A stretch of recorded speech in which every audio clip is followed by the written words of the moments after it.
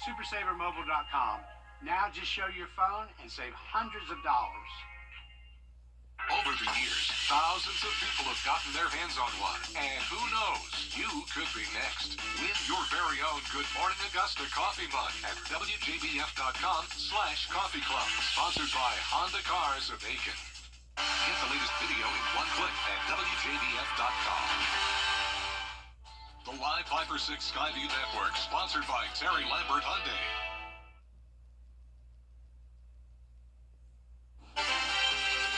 Well, we've had a beautiful day today with lots of sunshine, a little haze in the air thanks to those wildfires, and that means we also have fire danger alert for our western viewing area. We'll talk about that and the pollen in the air as well, all coming up with the 5 for 6 forecast. Now on News Channel 6 at 6, former mayors of Augusta coming together. Why they say the sitting mayor should have a vote on commission matters. As your News at 6 starts now. Live from Television Park. This is WJBF News Channel 6 at 6. Good evening, everyone. I'm Jenny Montgomery. Thanks so much for joining us. Coverage you can count on begins with some Augusta leaders wanting your vote to allow the mayor to vote. On the upcoming May ballot, voters will decide on a referendum that would expand the powers of the Augusta mayor to vote. George Escala has the story. It would be brand new for Augusta's mayor, supported by a who's who of former city leaders. This does not advocate for a strong mayor. It does not advocate for any expanded powers, authorities, or duties of the mayor. But I feel strongly the mayor should have a vote. In May, Augusta voters will decide whether the mayor should have a vote like the other commissioners.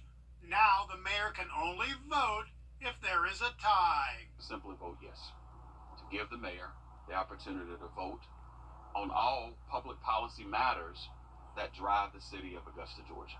Under the charter, a single commissioner can avoid voting, preventing the mayor from being the sixth vote to decide an issue. Here in Augusta, we're not a representative democracy if the one person that's approved by the entirety of Augusta citizenry can be blocked by commissioners. Former state senator Charles Walker was the main author of the consolidation bill, and he understands some in Augusta will question changing the way the commission operates. I think that the time has changed. They have every right to be skeptical, but the thing is, this is the right thing to do. Right now, there is not a permanent city administrator in place because of a commissioner abstaining, preventing the mayor from being the sixth vote for his candidate. But this is not a new issue. I won this election on June 21st, 2022. I received a phone call from a sitting commissioner on June 23rd to inform me that he would never let me vote on anything. The campaign is on to allow a mayor vote, but this will require city voters saying yes. In Augusta, George Escala, WJBF, News Channel 6. Time now for a first check of the forecast. Chief Meteorologist Tim Miller standing by with that. Tim? Hey, Jenny, what a lovely day coming up in just a few minutes. Jenny? Tim, we appreciate it. Coverage you can count on continues with the Columbia County Board of Elections saying no to a ballot hand count. County commissioners requested it after a polling problem happened yesterday during the House District 125 runoff election. Now commissioners want the board to reconsider its decision. Hannah Latier joins us live from the Board of Elections headquarters in Evans. And Hannah, leaders say the issue was resolved quickly. That's right, Jenny. The director tells me the first error message popped up on one of the runoff election poll pads yesterday at around 7 a.m.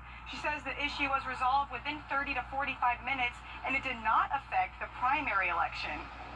They had a security setting that was preventing the voter access cards from being created. So when the voter checked in, their name was highlighted and a card appeared to be created. But when they went to the BMD, the card wouldn't work. Gay says she then called the Secretary of State's office and was told there was a security feature within the election software that didn't recognize the runoff election. So they ended up instructing us to reboot the poll pad, basically. And once it came back up, it worked. Gay and the McDuffie County Board of Elections director tell me it happened at all of the precincts in their counties. About 40 emergency ballots were issued. The state of Georgia has an emergency backup process in place, and it does work, and it worked yesterday. Commissioners say voters alerted them of the issue, which prompted them to request the hand count at around 4 p.m. Tuesday. However, the Board of Elections denied that request because all of the roughly 5,800 ballots have already been accounted for, including the 40 emergency ballots. They don't see a purpose in what it would serve to do a hand count. Candidate Gary Richardson won the election with about 20% more votes than his opponent. He says he's fine either way with the recount. If they chose to do a hand count, I surely wouldn't be opposed to that. And if not, I'm not opposed to that, or don't have a problem with that either, because I do want people to have full confidence in their vote. Gay tells us this was the first time the two counties had two separate elections on the same day. She also says the technology is fairly new. With our voting system in the state of Georgia, there are many parts to it. I mean, you got to figure you have the poll pad, the BMD, the tabulators, then you have humans involved. So I mean, there are many steps in the process where something could go wrong. You know, it's the fact of being able to address, adjust, and correct it, and that's what we did. Gay says the results for the election should still be certified by 6 p.m. Friday. None of the commissioners we reached out to would grant us an interview. Live in Evans, Hannah Latier, WJBF News Channel 6. A new state law will make it easier to legally carry a gun in South Carolina. Bria Smith joins us now with more. Bria? Jenny, South Carolina is now the 29th state that allows people to carry a gun in public without a permit or training. On March 7th, Governor Henry McMaster signed the new law enforced effective immediately. The law does prohibit open carry in certain areas. However, like schools, churches, and government and law enforcement buildings, local gun shop owners say another concern with the leniency of concealed weapons training is the safety of law enforcement while on the job. They can't ask someone in a traffic stop, do you have a firearm in the car? And now that person does not have to disclose. Used to be that they had to disclose that there was a firearm in the car. They don't have to do that anymore. And those little tricky things, those are the things that, I mean, we value our law enforcement around here. The new law also increases penalties for those who carry guns into places where they are banned. I've posted more information about the law on WJBF.com. Jenny? Thanks, Bria. Experts are stressing the importance of child safety seats following a situation earlier this week when a 4-year-old fell out of a car into traffic in Grovetown. According to the National Highway Traffic Safety Administration, nearly half of children under age 6 who die or are seriously injured in car accidents aren't properly restrained. Safe Kids Greater Augusta has training and inspections on how to properly install your child's car seat. The training is taught by certified child passenger safety technicians. We partner with Columbia County Sheriff's Office, Richmond County Sheriff's, and Richmond County Fire. They do seat checks as well. You can call them or go by and see if they can check your seat to make sure the seat is appropriately installed. I know our Wellstar MCG Health Police Department does the same thing. They all have technicians available to check the seats. The next car seat check event is on Thursday, March 21st at Wellstar MCG Hospital. Coming up, some charges dropped in the election interference case against former President Trump. Why a judge threw out the counts. Next. We have some rain moving in for Friday, Saturday, and Sunday, and it probably will amount to maybe a ½ inch to an inch once everything's said and done. So not a lot of rain, but at least it will help with the pollen. 5% forecast is coming up. The HIV crisis. A Georgia judge has dismissed several charges against former President Donald Trump and his co-defendants in the election interference case. Morgan Norwood has more.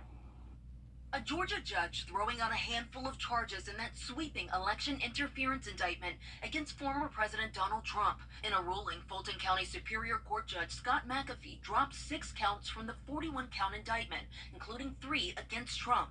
The order also dismisses 3 of the 13 counts against Trump lawyer Rudy Giuliani. At issue, whether prosecutors provided enough detail about the alleged crimes, one of them soliciting elected officials to violate their oath of office by encouraging them to appoint a Trump-aligned state of electors. The judge writing the lack of detail concerning an essential legal element is fatal. And what appears here is the defense argued that there was not enough information in these pleadings, these charges, to show that Donald Trump and others violated their oath of office in trying to solicit others. Trump's legal team reacting to the judge's decision, saying the ruling is a correct application of the law, as the prosecution failed to make specific allegations of any alleged wrongdoing on those counts. The ruling is considered a win for Trump, but a potential blow to Georgia District Attorney Fani Willis, who is awaiting a separate ruling from the judge to decide whether she'll remain on the case after revelations of an affair with a fellow prosecutor. Trump still faces 10 criminal charges in the racketeering case for his alleged efforts to overturn the 2020 election results.